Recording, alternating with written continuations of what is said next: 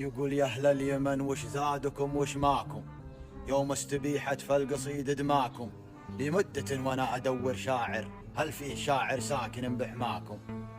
جبنا لكم قافن ووزنه وافي، القاف نشف ريقكم وضماكم.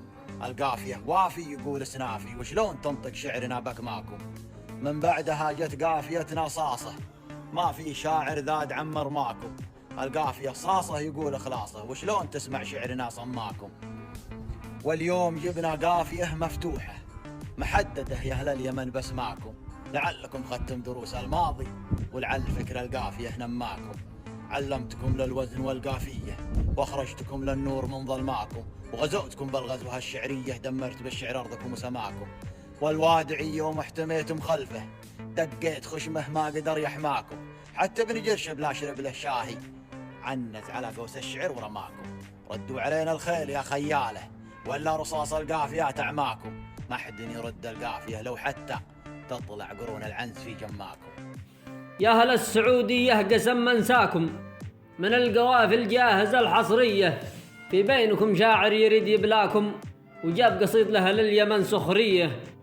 واليوم جاكم رد قوي يعماكم يقطع حبال الشر والكبرية، كل السماوي وابن جرشب جاكم أفضل حروف القافية القهرية. من الذي شعار قد سماكم وانتو رعاة أغنام في البرية، الشبل من أرض اليمن يلفاكم لا يجيب قصد كالقنبلة الذرية. أنت وابن جرشب كمل مخباكم من الحروف الفن والسحرية، جيتك على الميعاد وتحتاكم ترد نفس القافية الشعرية. جيتك على الميعاد وتحتاكم ترد نفس القافية الشعرية، ما غير بالتكتك سمعت حقاكم مثل الهروج الهافية السرية. ما كان يمداكم ولا يمداكم نطق الحروف الزين بالحرية، يا أهل اليمن لا عاش من عاداكم لا باللغة الفصحى ولا العبرية. يا جعل راسه هي اليمن يفداكم، قلت يا جعل راسه هي اليمن يفداكم، اللي يتعدى ذبح بالشفرية.